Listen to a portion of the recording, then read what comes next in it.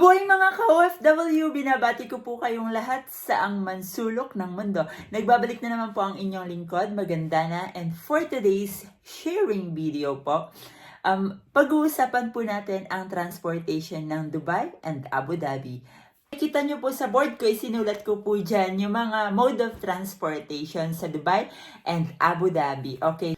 Alright, pag-usapan po muna natin yung metro station ng Dubai o yung train nila dito. Yung train po sa Dubai, napakaganda, napaka-smooth, napakaganda ng facility nila in general. Unahin po muna natin sa security. Lahat po ng metro station, lahat po yan may security. Apart pa dun sa security personnel, lagi pong merong Dubai Police. Lagi po yan.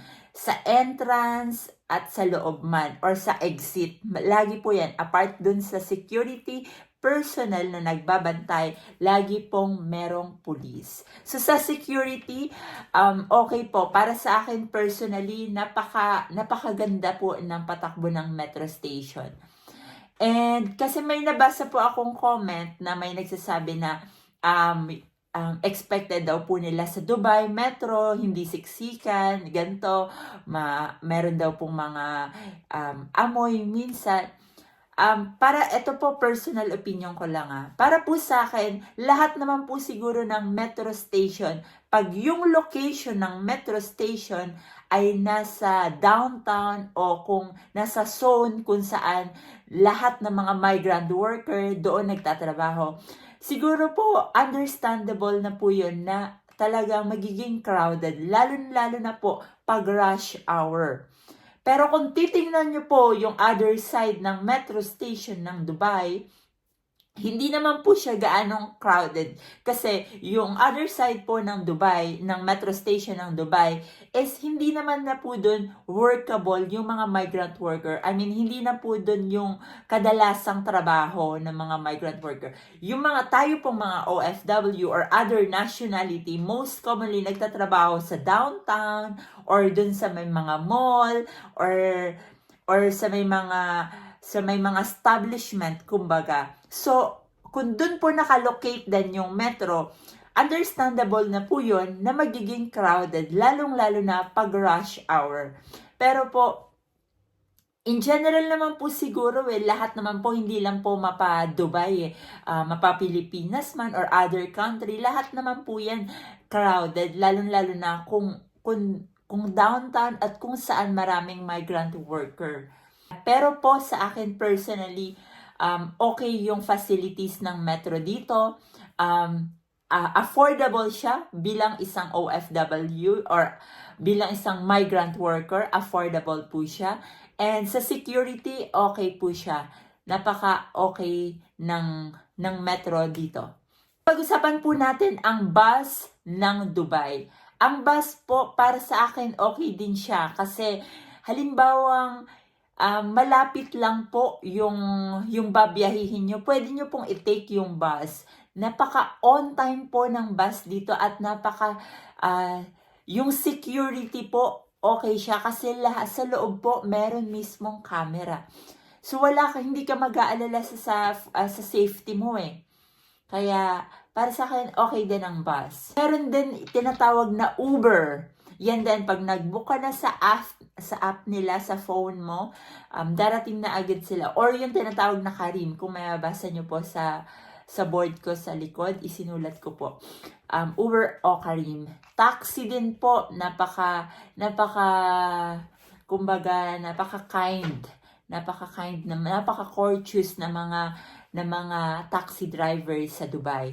In general po, buong United Arab Emirates.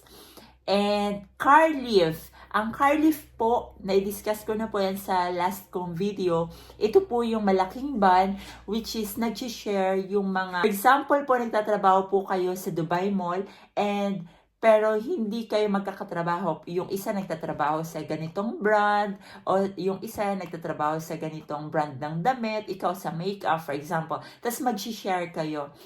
Alimbawa, 20 dirhams each or 15 dirhams each. Yun po ang car lift. Or pwede naman po ibang other company or ibang location, pero mismong dadaan dun sa dinadaanan mo. So, yun po ang Cardiff. Kumbaga, sharing. Sharing kayo ng payment. Pero, ihahatid kayo kung saan kayo patungo. Last but not the least, mode of transportation sa Dubai ay private vehicle. Pag meron po kayong sariling sasakyan. Ayan po. Mainam po yan kasi wala kayong iintindihin. Ang iintindihin nyo na lang po ay ang traffic sa Sheikh Mohammed bin Zayed Road. So, yun lang po. Pag-usapan naman po natin ang mode of transportation sa Abu Dhabi.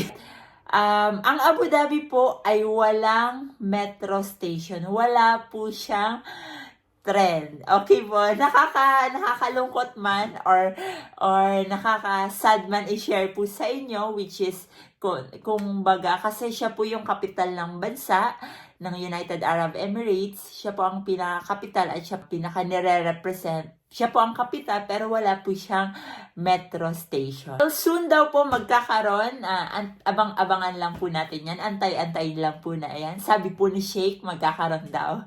So, antayin lang po natin yung abiso ni Sheikh. So, wala po siyang metro station.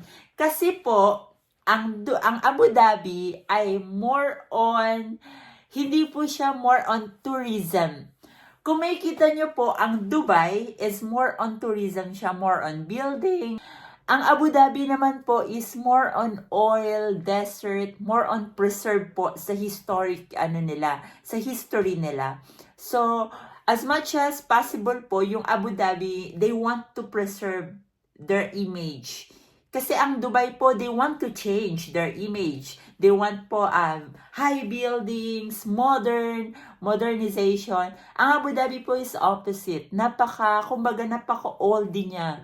Wala po siyang gaanong malalaking building. Well, meron po, pero yun nga yung sinasabi ko, ang Abu Dhabi is parang old style, hindi siya gaanong modern. Pero okay siya. Pag-usapan na natin ang mode of transportation ng pinakamamahal kong Abu Dhabi. Alright. Ang bus, napaka-affordable niya. I-compare po natin sa Dubai. Pwede kang mag-recharge sa iyong Hafilat. Ang tawag ng bus card ng Abu Dhabi ay Hafilat. Ang tawag ng bus card ng Dubai ay Nul card. Okay. Pwede mong i-recharge ang Hafilat for 1 week unlimited. I think sa Dubai walang 1 week unlimited. Pero sa Abu Dhabi, meron. Yes po, meron.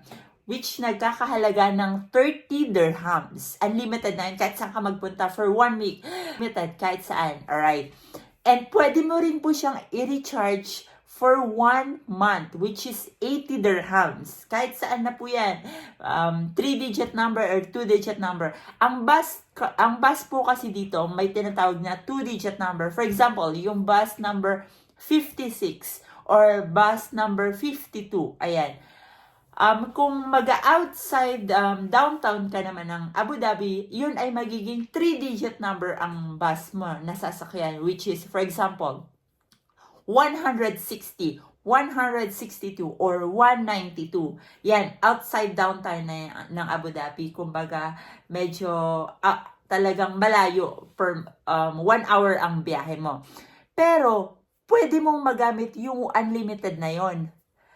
For example, naka-unlimited ka ng 1 week. Pwede mo yun magamit kahit outside downtown, 3-digit number mo. 3-digit number na ang bus. Pwede mo po yun magamit. At yung 1 month, which is 80 dirhams. At ito pa, merong unlimited for 1 year, which will cost you 500 dirhams. And it is applicable po for senior citizen and for our people with determination. Okay? So, yun ang kagandahan sa bus card or sa bus ng Abu Dhabi. Okay, pangalawang mode of transportation sa Abu Dhabi ay ang taxi. Flat rate po dito sa Abu Dhabi kung ilan po kung pag-start ng metro, kung ilan po yung cost, yun na rin po yung babayaran nyo. Sa Dubai, alam ko may extra charge eh. Okay, pangatlo is Uber. May Uber dito pero wala ako nakikitang karim katulad sa Dubai. At may Uber dito pero mangilan-ngilan lang. Alright? And next is Carleaf. Yes, Carleaf po dito marami din. For example, lang po ito, papuntang Abu Dhabi Mall, for example. So, yung Carleaf na yun mag-aantay dun sa location and magbabayad ka lang halimbawa 5 dirhams or 10 dirhams. So, yan, lahat na yan papunta doon sa Abu Dhabi Mall. Ganun po. Sharing, kumbaga, sharing kayong magbabayad. The last but not the least is private vehicle. Kung meron po kayong sariling sasakyan, may driver license po kayo yon, mas mabilis ang transportation natin. Mas mabilis ang biyahe. At mas maganda. At wala na po kayong aalalahanin. Well, sa Abu Dhabi po, ito po, trick ko sa inyo. Sa Abu Dhabi po, walang traffic. Wala pong traffic kasi more on desert. Wala pong traffic sa Abu Dhabi. Yun lang po ang masasabi ko. Yun po ang kagandahan sa Abu Dhabi. Walang traffic. And that's it for today's video. Sana po may na-share ako sa inyong impormasyon na makabuluhan. Maraming salamat po sa inyong panonood. Again, ako pa rin po ang inyong lingkod Magandana. Please subscribe, like, and share na rin po ng video na to sa inyong mga kapamilya at interesado sa mga ganitong impormasyon. Maraming salamat po. See you on my next vlog. Paalam!